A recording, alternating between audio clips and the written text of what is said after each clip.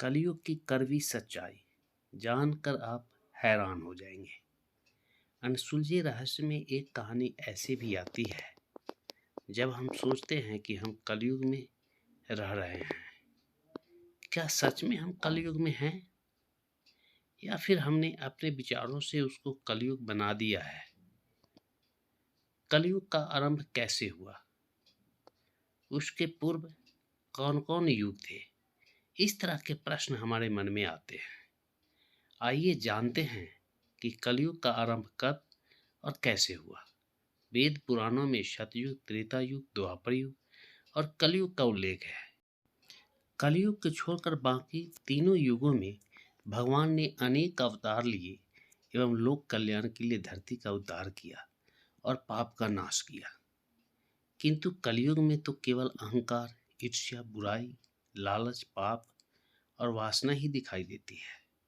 मनुष्य के जीवन के लिए कलयुग को श्राप कहा जाता है, जिसे इसमें जन्मा हर व्यक्ति भुगत रहा है। 3 पवित्र युगों के बाद विनाशकारक कलयुग के आगमन का क्या कारण था, यह हर कोई जानना चाहता है। कोई कहता है पृथ्वी के विनाश के लिए कलयुग का अवतरण हुआ, तो किसी का मानना है कि कलयुग में पाप और पापियों के विनाश के लिए भगवान दोबारा धरती पर अवतार लेंगे। कलयुग के धरती पर आने की एक पौराणिक कथा पांडवों के महाप्रयाग से जुड़ी है। महाभारत के समय की बात है। पांचों पांडवों ने भगवान श्री कृष्ण से कलयुग के बारे में चर्चा की और कलयुग के बारे में विस्तार से पूछा और जानने की इच्छा जाहिर की कि कलयुग में मनुष्य कैसा होगा, उसके व्यवहार कैसे होंगे और उसे मोक्ष कैसे प्राप्त होगा। इन्हीं प्रश्नों का उत्तर देने के लिए भगवान श्री कृष्ण कहते हैं, तुम पांचों भाई वन में जाओ और जो कुछ भी दिखे वह आकर मुझे बताओ, मैं तुम्हें उसका प्रभाव बताऊंगा। पांचों भाई वन में गए। युधिष्ठिर महाराज ने देखा कि किसी हाथी की 2 सूंड है। यह देखकर आश्चर्य का पार न रहा।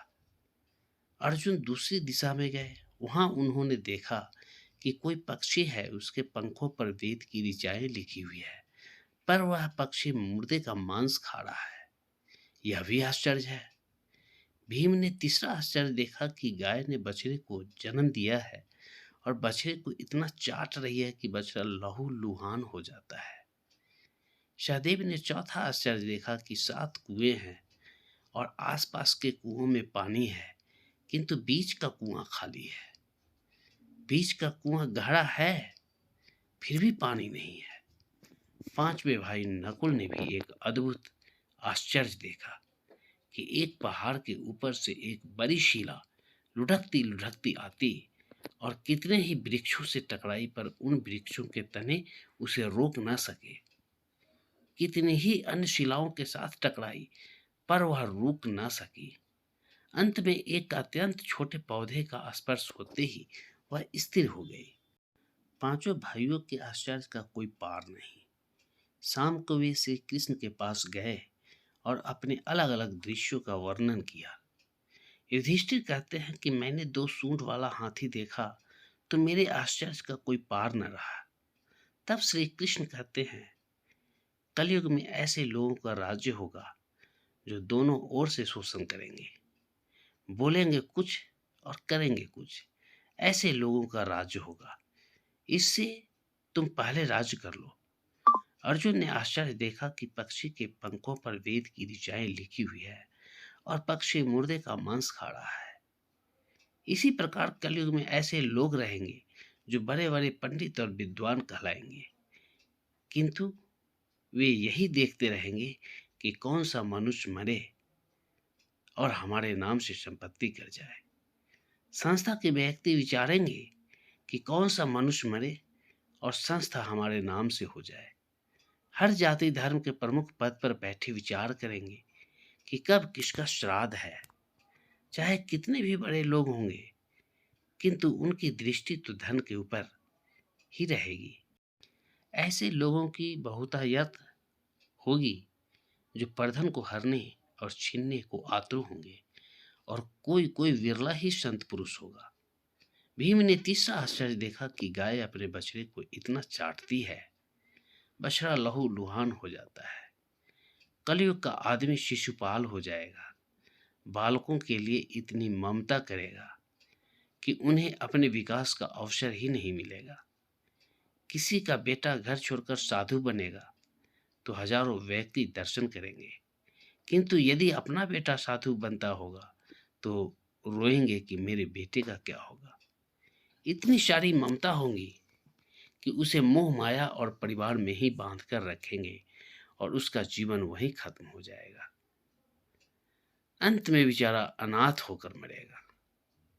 वास्तव में लड़के तुम्हारे नहीं हैं, वे तो बहुओं की अमानत है। लड़कियां जमाइयों की अमानत है और तुम्हारा यह शरीर मृत्यु की अमानत है। तुम्हारी आत्मा परमात्मा की अमानत है। तुम अपने शाश्वत संबंध को जान लो बस। सहदेव ने चौथा आश्चर्य यह देखा कि 5-7 भरे कुएं के बीच एक कुआं एकदम खाली। कलयुग में धनाढ्य लोग लड़के लड़की के विवाह में, मकान के उत्सव में, छोटे बड़े उत्सवों में तो लाखों रुपए खर्च कर देंगे, परंतु पड़ोस में ही यदि कोई भूखा प्यासा होगा तो यह नहीं देखेंगे कि उसका पेट भरा है या नहीं।